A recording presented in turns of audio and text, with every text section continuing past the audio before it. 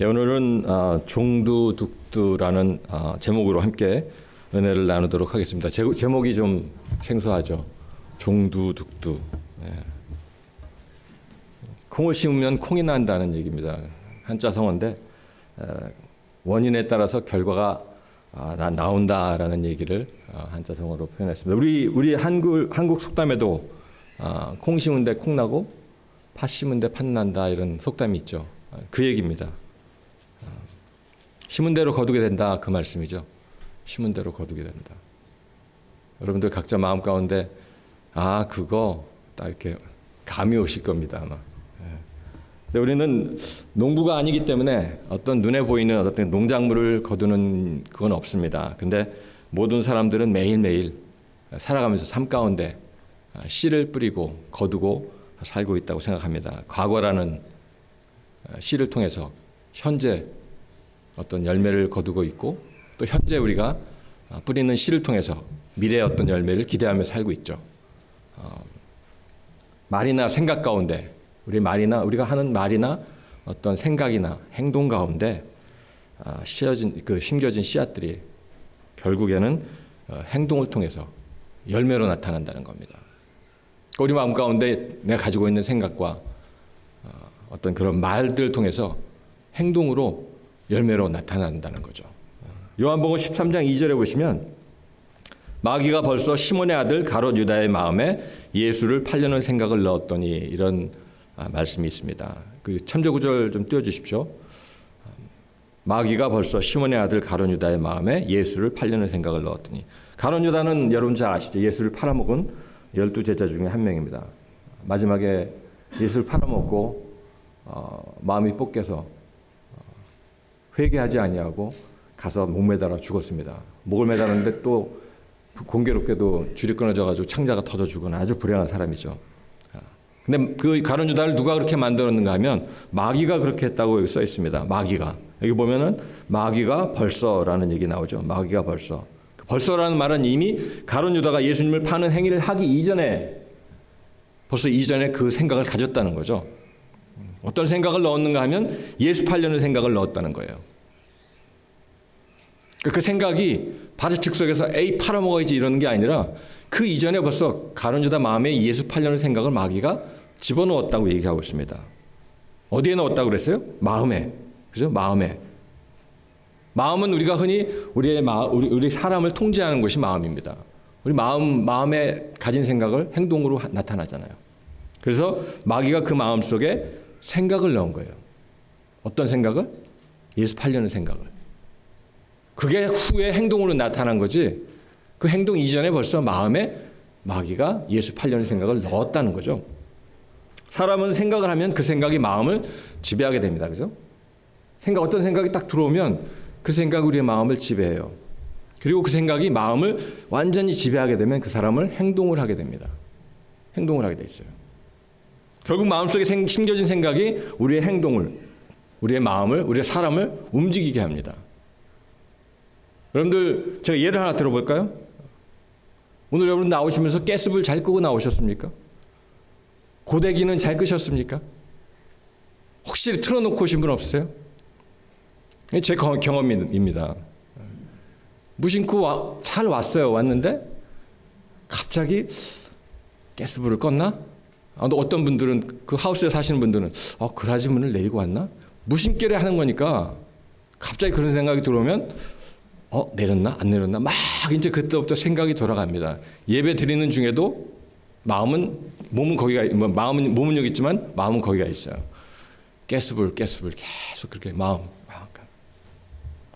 계속 고민하죠. 그러다가 결국에는 행동으로 나타나죠. 어떤 분들은 슬그머니 나가고 가서 확인하죠. 아니면 전화합니다. 집에 혹시 자녀들이 있으면 전화해가지고 확인합니다.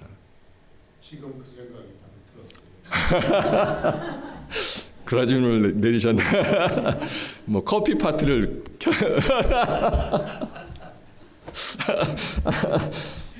그게 우리의 생각입니다. 생각이 들어오는 거예요. 생각이 들어오면 그 생각이 꼬리에 꼬리를 물면 그게 행동으로 나타난다는 겁니다. 제가 아주 쉬운 예를 들었지만 우리 마음 가운데 생각이 들어옵니다. 마귀가 주는 생각이 들어올 때가 많이 있습니다. 우리가 가지고 있는 생각이 다 우리의 생각이 아닐 수도 있어요. 많은 부분에서 사단 마귀가 주는 생각일 수도 있습니다. 그걸 받아먹는 즉시 우리는 멸망의 길로 가고 마는 거죠. 여기 보면 마귀가 벌써 오래전에 가룟 유다의 마음속에 예수 팔려는 죄의 씨를 심어 놓은 겁니다.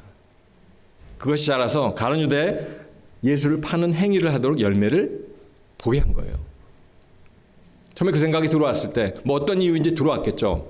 뭐 섭섭한 마음이든지 아니면 탐심이든지 그 마음을 내쳐야 되는데 그 마음을 받아먹은 거예요. 어디서부터 시작인가 하면 마귀가 생각을 넣은 것부터 시작합니다. 여러분들한테도 생각이 들어갑니다. 그래서 우리의 마음에 들어오는 생각을 지키는 것이 중요합니다. 뭘로요? 말씀으로 그 생각을 물리치시는 거예요. 어떤 생각이 들어오면 이게 성경적인가, 이게 정말 합당한 생각인가를 말씀으로 걸러서 받으시기 바랍니다. 우리가 가지고 있는 생각 중에 내 생각이 아니라 마귀가 넣어주는 생각이 많이 있습니다. 많이.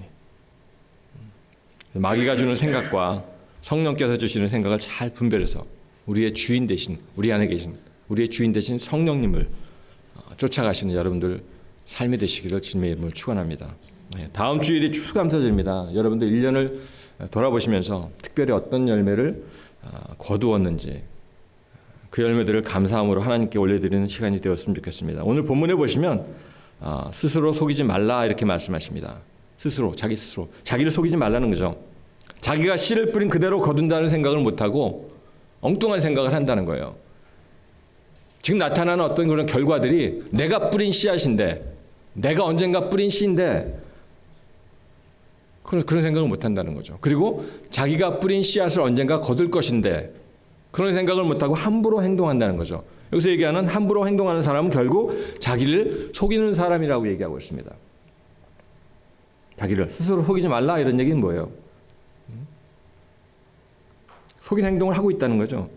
하나님은 만홀히 여김을 받지 아니하신다는 것은 하나님께서는 조롱을 당하시는 분이 아니라는 거죠. 오늘 본문 좀 띄워주십시오.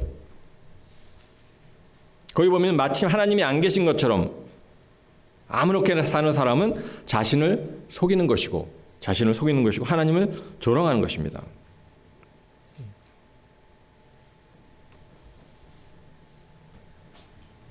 하나님 분명히 계신데 안 계신 것처럼 아무렇게나 사는 거죠. 그런 사람은 자신을 속이는 것이고 하나님을 조롱한다는 거예요. 오늘 말씀이 그렇습니다. 왜 그렇습니까? 오늘 제목처럼 무엇으로 심든지 반드시 심은 대로 거둘 것이기 때문에 그렇습니다.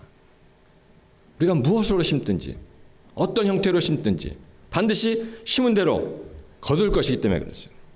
그러니까 어떻게 해야 됩니까? 무엇을 심을 것인지 우리의 선택에 달려 있는 거예요. 오늘 말씀의 주제가 그렇습니다. 무엇으로 심든지 그 선택은 우리한테 달려 있습니다.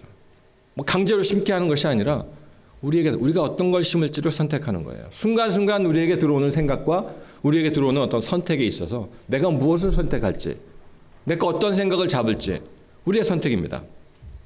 8절에 보시면 육체를 위하여 심으면 육체로부터 이미 썩어진 것을 거두고 성령을 위하여 심으면 성령으로부터 영원한 생명을 거둔다 이렇게 말씀하십니다.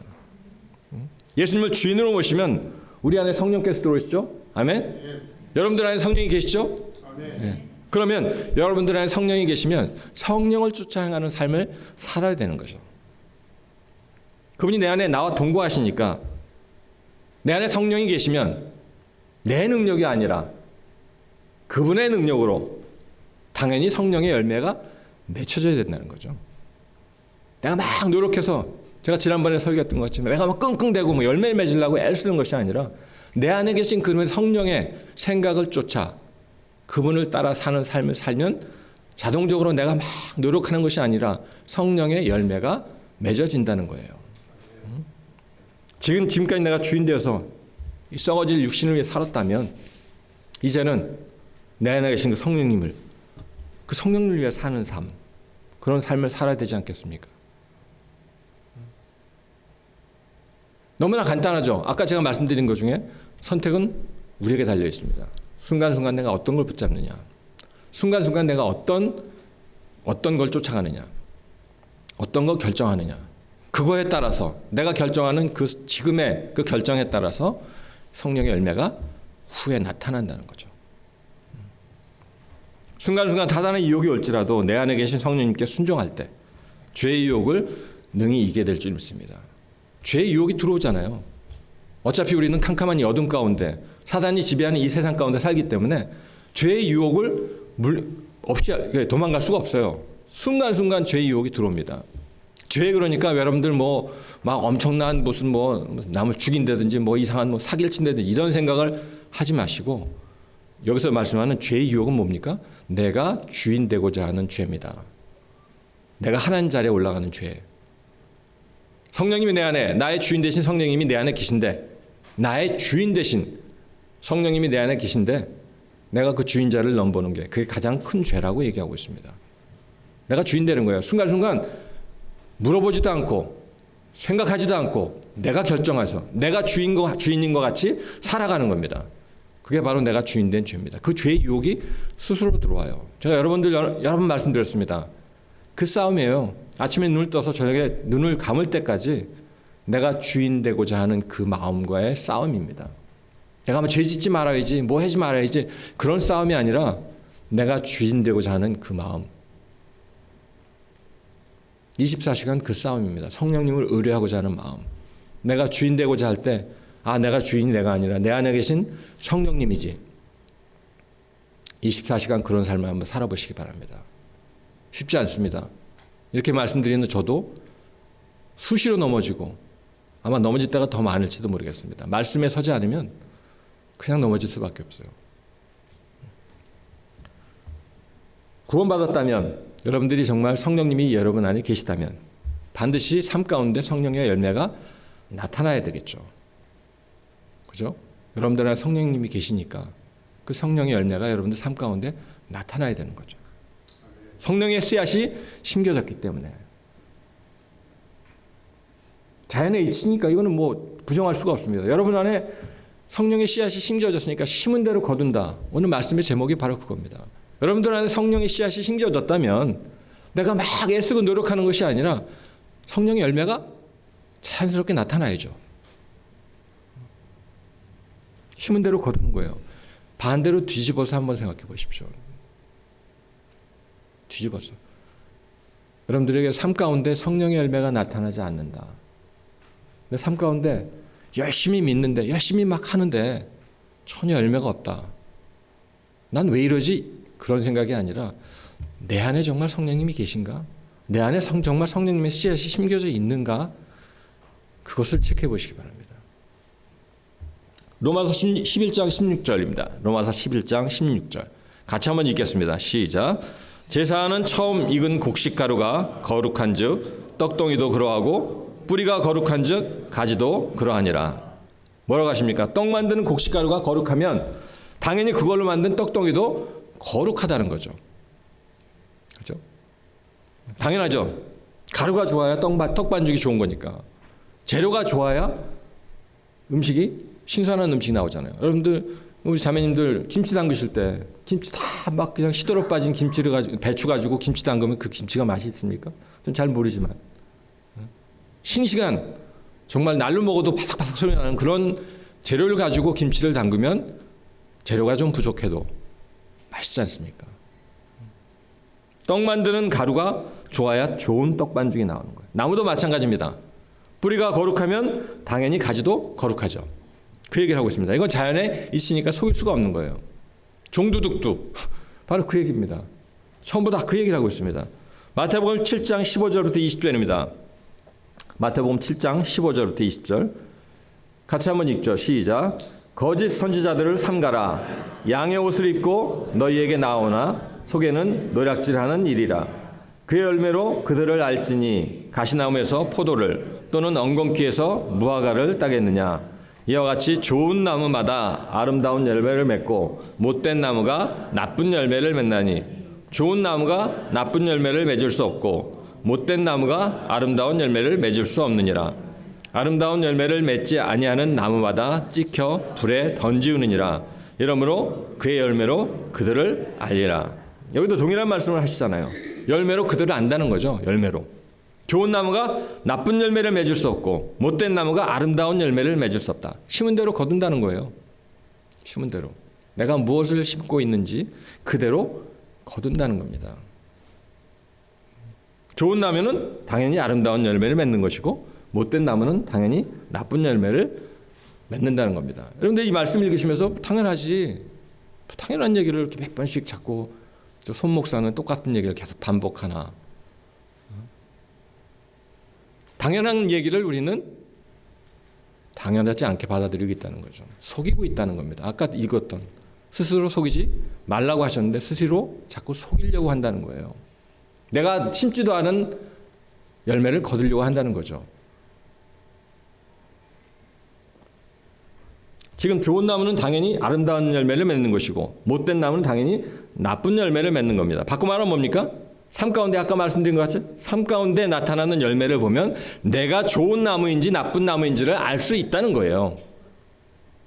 아멘? 여러분들 스스로 한번 삶을 돌아보시기 바랍니다. 다음 달이면 이제 2019년도 마지막입니다. 정신없이 살아오느라고 11개월을 그냥 보냈습니다. 저도 마찬가지고. 한 달 남았는데 한 달 동안 과연 나는 어떤 열매를 맺었는지, 지난 1년 동안 어떤 열매를 맺었는지, 아니면 어떤 열매를 맺기 위해서 씨를 심었는지, 그 씨가 무엇인지 이해가 가기 전에 한번 깊이 한번 묵상하시는 여러분들 되시기 바랍니다. 19절과 20절 말씀이 참 무서운 말씀이죠. 아름다운 열매를 맺지 아니하는 나무마다 찍혀 불에 던지우느니라. 이러므로 그의 열매로 그들을 알리라. 여러 가지 이게 논쟁이 있는 말씀입니다. 그러면 구원받은 자가 찍혀서 불에 던져가지고 구원을 잃어버리냐. 그런 얘기 하시지 말고, 그런 복잡한 얘기로 진짜 본질을 놓치지 말고, 여기서 얘기하는 건 그거예요. 열매를 보면 그 나무를 안다는 거죠. 그리고 좋은 열매를 맺지 않는 나무는 찍어서 불 속에 던진다는 겁니다. 불 속에. 열매를 보고 그 열매가 나쁜 열매면, 왜요? 나쁜 열매를 맺으면 뭐예요? 뿌리가 당연히 나쁜 거죠. 그러니까 당연히 그 나무는 나쁜 나무니까 찍혀서 불에 던지는 게 당연한 얘기죠. 그게 막 어떻고 따질 게 아니라 간단하게 생각해서 내 삶 가운데 나타나는 열매가 성령의 열매가 아니라면 나는 나쁜 나무입니다. 근본이 잘못된 겁니다. 뿌리가. 그럼 나는 뭐야? 낙심하시지 마시고 지금 이 순간에 여러분들 마음 가운데 좋은 씨앗을 심으시면 되는 거예요. 성령의 씨앗을. 아직 나는 아직도 성령의 씨앗이 심겨 있지 않네. 그래서 삶 가운데 나타나지 않는 거네. 낙심하지 마시고 성령이신, 좋은 열매이신, 좋은 씨앗이신 성령 예수 그리스도를 여러분 안에 모셔드리면 되는 겁니다. 마태복음 7장 21절 그 뒤에 계속 읽겠습니다. 21절 제가 읽겠습니다. 나더러 주여 주여 하는 자마다 천국에 다 들어갈 것이 아니요 다만 하늘에 계신 내 아버지의 뜻대로 행하는 자라야 들어가리라. 너무나 많이 우리가 인용했던 말씀이시죠. 그날에 많은 사람이 나더러 이르되 주여 주여 우리가 주의 이름으로 선지자 노릇하며 주의 이름으로 귀신을 쫓아내며 주의 이름으로 많은 권능을 행하지 아니하였나이까 하리니 그때 내가 그들에게 밝히 말하되 내가 너희를 도무지 알지 못하니 불법을 행하는 자들아 내게서 떠나가라 하리라. 예수님께서 하신 말씀이에요. 예수님께서 여기서 선지자 노릇하고 귀신을 쫓아내고 많은 권능을 행했던 사람들 다 주인을 위해서 위한다고 했던 거죠. 자기 위해서 한 게 아니라 한 사람도 자기 위해서 내가 이렇게 해야지 한 사람이 아니에요. 최선을 다해서 나름대로 자기가 할 수 있는 최선을 다해서 선지자 노릇도 하고 귀신도 쫓아내고 능력도 행하고 다 누굴 위해서 했냐면 주인을 위한다고 했던 거죠. 주인을 위한다. 많은 사람들이 선교도 가고 헌금도 하고 구제도 하고 봉사도 하고 예배도 드리고 다 합니다. 자기 위해서 하는 사람 아무도 없어요. 내 선교 가서 돈 벌어야지. 그런 얘기. 내 선교 가서 이름을 높여야지. 그런 마음으로 가는 사람 아무도 없습니다. 다 헌신한 거예요. 누굴 위해서? 그분을 위해서. 그분을 위해서 한다고 한 겁니다. 주의 이름으로 하는 거예요. 절대 자기 좋으려고 한 사람은 아무도 없습니다. 그런데 예수님께서는 내가 너희를 도무지 알지 못한다 그래요. 내가 너희를 모르겠다는 거죠. 그렇게 주님을 위해서 일을 했는데도 그 앞에서 예수님께서는 내가 너희를 도무지 알지 못한다. 거기서 끝나는 것이 아니라 불법을 행하는 자들이라고 얘기를 해요. 불법. 내게서 떠나가라. 좀 뭐하는 표현이지만 꼴 보기 싫다. 내 앞에 사라져버려라. 가라는 거예요. 21절의 끝에 뭐라고 하십니까? 천국에 들어가려면 하늘에 계신 내 아버지의 뜻대로 행하는 자라야 들어갈 수 있다고 하십니다. 내 뜻대로가 아니라, 여러분의 뜻대로가 아니라, 우리의 뜻대로가 아니라 아버지의 뜻대로, 하나님 아버지의 뜻대로, 아버지의 뜻대로 행하는 자라야 들어가리라. 왜 이 말씀을 하셨겠어요? 예수님께서 왜 이 말씀을 하셨겠냐는 거예요. 그들이 아버지의 뜻대로 행하지 않았다는 거예요. 행했으면 이 얘기를 안 하시죠. 근데 안 했기 때문에 이 얘기를 하신 거예요. 끝에 내 아버지의 뜻대로 행하는 자가 들어가리라. 그러니까 그 뜻대로 행하지 않았다는 거죠. 그 마음 중심이 아니라는 겁니다. 그 행위가 아니라 그들이 뭘 했고 그걸 말씀하시는 것이 아니라 그 마음 중심에 아버지를 위한 뜻이 아니라는 거예요. 자기가 주인 되어서 그 일들을 했다는 겁니다.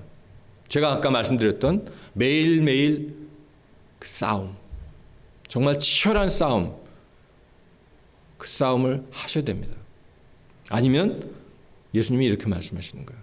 네 뜻대로 했다는 거죠. 아버지의 뜻대로가 아니라, 아버지를 의지하는 삶이 아니라,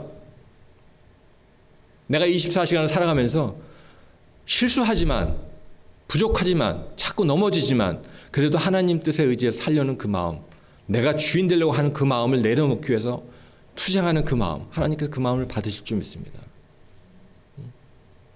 하나님의 뜻대로 하지 않고 자기가 주인 되어서, 성경에서는 자기가 주인 된 걸 마귀와 동일한 죄를 졌다고 얘기하고 있습니다. 마귀와 동일한 마음으로 그 일을 행했다면 그 열매가 당연히 나쁜 열매라는 거예요. 겉모습이 번드르르하고 아무리 아름다운 모습으로 나타난다 할지라도 나쁜 열매인 겁니다. 왜? 그 속에 심겨져 있는 씨앗이 나쁜 씨앗이기 때문에. 겉이 아무리 화려해도 아름다워 보여도 아닌 겁니다. 뭐 휘황찬란한 건물을 지어놓고 엄청난 사람들이 구름대같이 모이는 그런 교회를 할지라도 하나님께서 불법을 행하는 자들아 내게서 떠나가라. 내게서 떠나가라. 이렇게 말씀하십니다.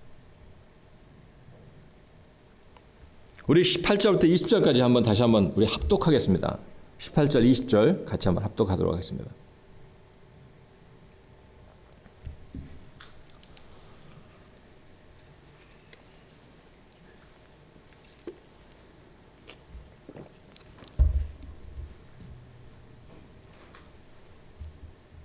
제가 읽겠습니다. 그냥.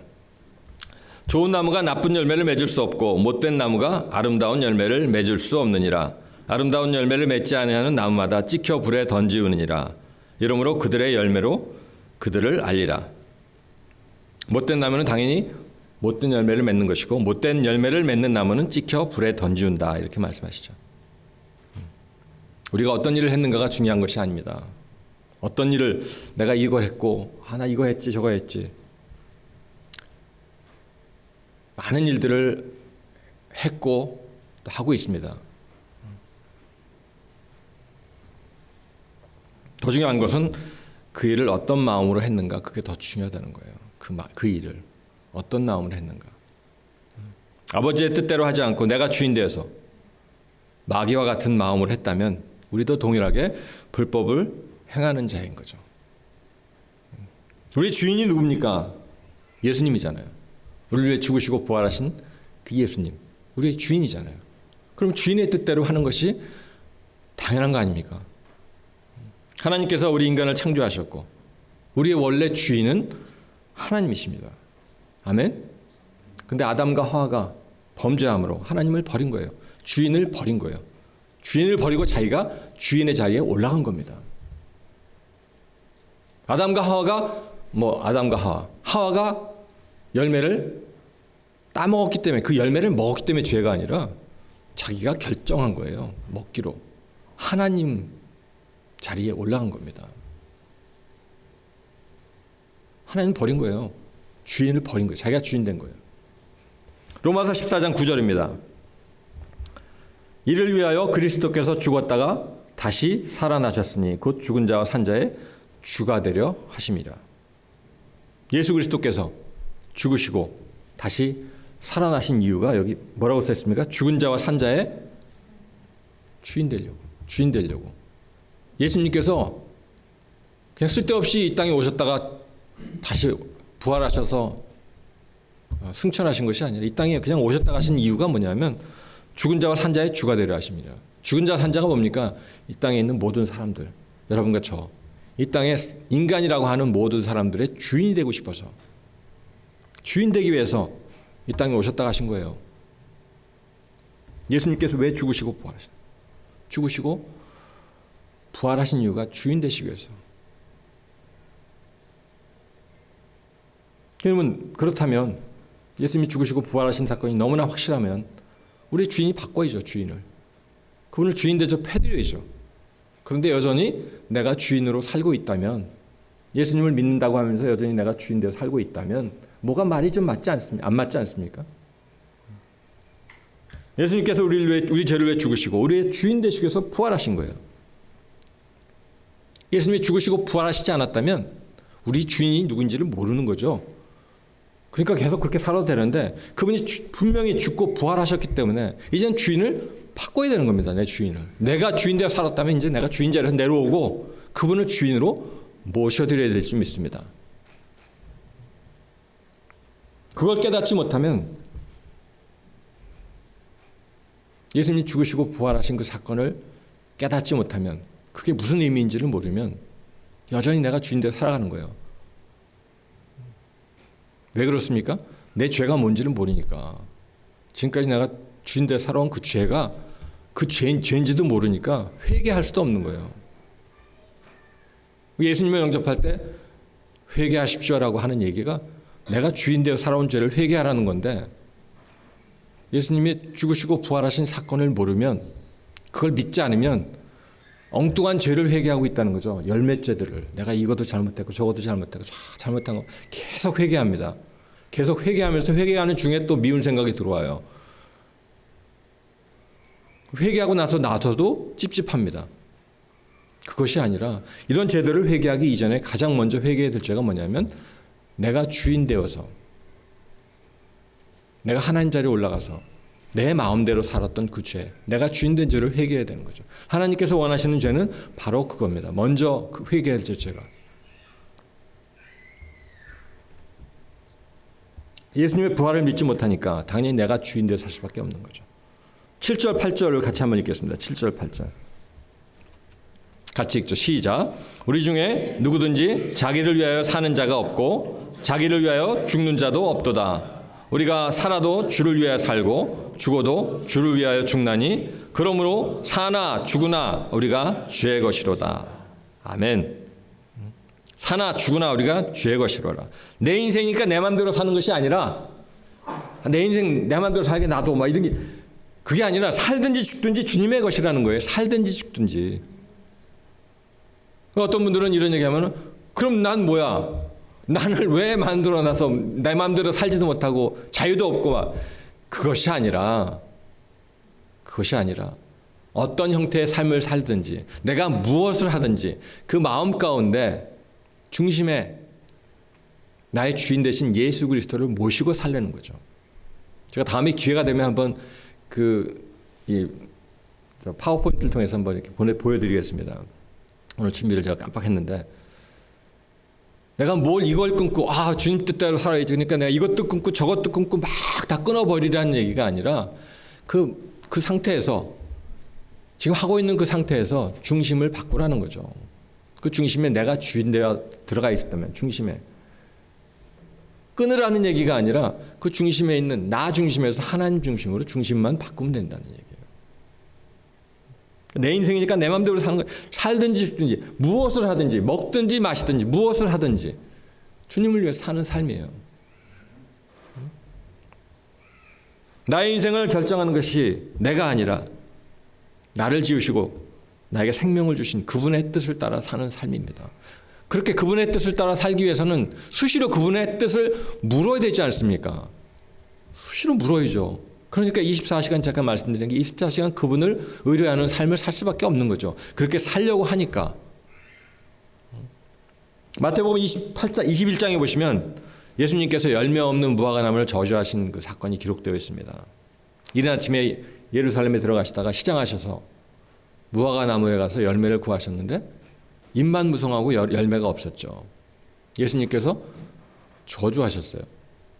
그러자 어떻습니까? 곧 그 나무가 말라버렸다고 나와 있습니다. 말라버렸다고. 좀 엉뚱한 얘기예요. 좀. 무화과 나무는 열매가 맺히기 전에 이파리가 무성하다 그래요. 우리 좀 앞마당에도 있는데. 당연히 그 나무는 잎사귀가 많으니까 열매가 많을 거라고 기대했겠죠. 근데 예수님께서 가까이 가보시니까 열매가 하나도 없어요. 잎만 막 엄청나지.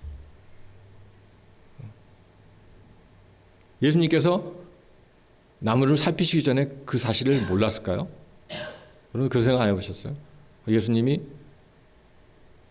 이렇게 멀리 있는 거 잘 못 보시나? 뭐 꼭 가서 확인해야 하나? 뭐 예수님께서 그걸 모르시고 가까이 가서 열매 구하러 갔었는데 없으니까 화가 나셔서 저주하신 거예요?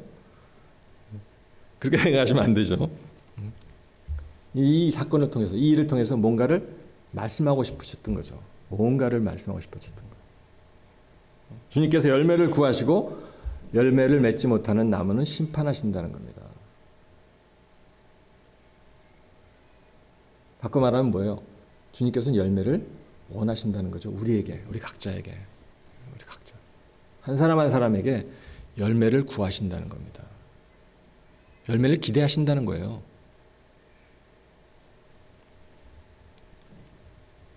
그리고 열매를 맺지 못하는 나무는 심판하신다는 겁니다. 지난 1년 동안 우리는 어떤 열매를 맺었습니까? 크고 작은 열매들을 맺었을 겁니다. 여러분들 삶 가운데 그 열매들을 바라보시면서 참 뿌듯하실 겁니다. 마태복음 3장 그 세례요한이 광야에서 세례를 베푸실 때 바리새인과 사두개인들이 세례요한에게 나오는 걸 보고 세례요한이 한마디 했습니다. 회개에 합당한 열매를 맺으라고 얘기했습니다. 사두개인 바리새인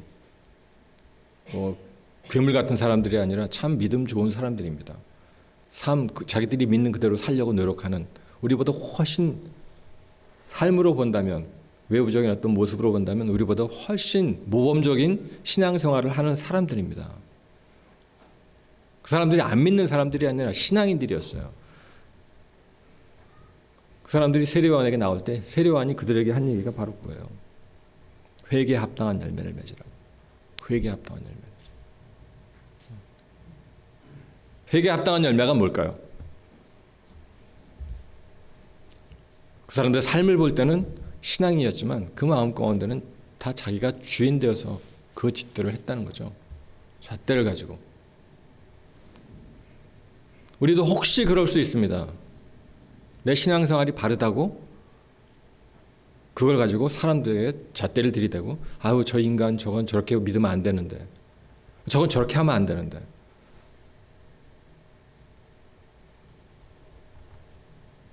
자기가 주인 되어서 선지자 노릇도 하고 귀신도 쫓아내고 권능도 행했던 그 사람들에게 세례요한이 회개에 합당한 열매를 맺으라고 하십니다.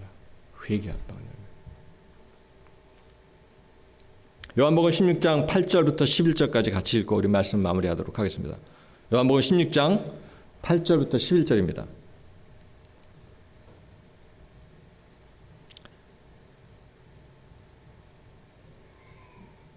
같이 읽죠. 시작. 그가 와서 죄에 대하여 의에 대하여 심판에 대하여 세상을 책망하시리라. 죄에 대하여라 함은 그들이 나를 믿지 아니하며 의에 대하여라 함은 내가 아버지께로 가니 너희가 다시 나를 보지 못하며 심판에 대하여라 함은 이 세상 임금이 심판을 받았습니다. 아멘. 예수님께서 승천하시기 전에 제자들에게 하신 말씀이죠. 내가 너희에게 실상을 말하노니 내가 떠나는 것이 너희에게 유익이라. 내가 떠나가지 아니하면 보혜사가 너희에게로 오지 않을 것이다. 그러니까 내가 가는 것이 너희들에게 유익이라는 거예요. 예수님이 이 땅에 계시는 동안에는 한정적이지 않습니까? 근데 성령께서 오시면 우리 모두의 마음 가운데 성령께서 함께 하시니까 우리의 카운슬러가 되시고 우리의 도움을 주시는 그 성령님께서 우리 안에 계시니까 우리에게 도움을 주시는 분이죠. 그런데 여기서 지금 살펴보고자 하는 건 뭐냐면 그가 와서 성령께서 오시면 죄에 대하여 의에 대하여 심판에 대하여 세상을 책망하신다고 말씀하십니다. 그리고 그 뒤에 나오는 얘기가 죄에 대하여라 하면 그들이 나를 믿지 아니하며 성령께서 책망하시는 죄를 말씀하시는 거예요. 성령께서 책망하시는 죄가 뭐라고요? 예수님께서 하시면 너희가 나를 믿지 않는 것을 성령께서 책망하신다고 얘기하고 있습니다.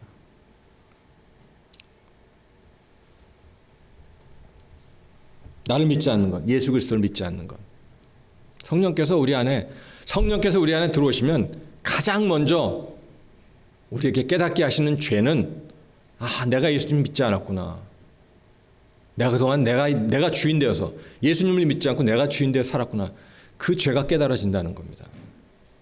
그럼 회개하지 않을 수 없죠. 그 자리에서 그 죄를 회개하고 내가 믿지 않고 지금까지 믿지 않고 내가 주인 되어 살았던 그 죄를 회개하고 예수 그리스도를 마음의 주인으로 모셔드릴 수밖에 없는 거죠.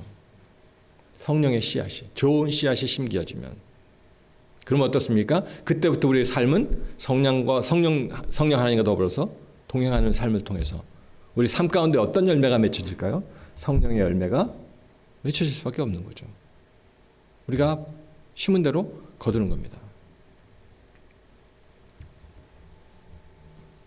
우리 마음에 하나님 두기 싫어한 죄,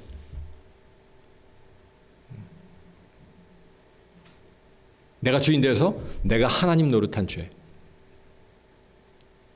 우리 안에 성령의 씨앗이 심겨지면 내가 뭐 어때서가 아니라 성령의 열매가 맺혀지게 될 줄 믿습니다. 결실의 계절, 다 그러죠. 결실의 계절이라고. 우리 지구촌교회 성도님들 한 분 한 분 혹시 가운데 말씀을 들으시면서 이해가 안 되시는 분도 있을 거예요. 그게 뭘까? 성령의 씨앗이 심겨진다는 게 도대체 어떻게 하는 건가? 어떻게 해야 내 안에 성령의 씨앗을 심을 수 있을까? 여러 가지 아직 모르시고 또 그렇게 알고 싶어하는 분들이 계실지도 모르겠습니다. 그럼 물어보세요. 우리 담임 목사님께도 물어보시고 저에게도 제가 알려드리겠습니다. 어떻게 해야 내가 그 열매를 심을 수 있습니까? 구체적으로 알려드릴 수 있습니다. 문제는 뭐냐면 내가 그걸 심고자 하는 마음입니다. 나도 지금까지 이런 삶을 앞으로 살기 싫어. 지금까지 내가 그걸 모르고 그 사실을 모르고 내 안에 심겨진 생각대로 살았는데 이제는 그렇게 살기 싫어. 나도 좋은 열매를 맺고 싶어라는 마음을 갖는 것이 중요합니다. 그러면 도와드리겠습니다. 너무나 간단하기 때문에 도와드릴 수 있습니다. 언제든지 물어보시기 바랍니다. 우리 지구촌교회 성도님들 지난 한 년을 한번 돌아보세요. 한 해를 돌아보시면서 과연 나는 어떤 열매를 맺혔는지 막 좋은 열매를 기억하실 수도 있을 거예요. 그렇다면 그 안에 더 들어가서 그 좋은 모습의 열매 가운데 과연 어떤 열매로 어떤 씨앗으로 그 열매가 맺혀졌는지를 한번 돌아보시고 반성하시고 또 하나님께 영광을 올려드리는 저와 여러분들 될 수 있기를 주님의 이름으로 축원합니다. 네, 기도하겠습니다. 하나님 아버지 감사합니다. 또 부족한 입술을 통해서 말씀을 증거했습니다. 성령님께서 열매를 거두실 줄 믿습니다. 우리 마음 가운데 우리 각자 마음 가운데 한 분 한 분 오늘 선포된 말씀이 심겨지고 그래서 그 삶 가운데 성령께서 원하시는 하나님께서 원하시는 귀한 열매가 맺혀질 수 있도록 주여 인도하여 주시옵소서. 감사드리며 예수님의 이름으로 기도했습니다. 아멘.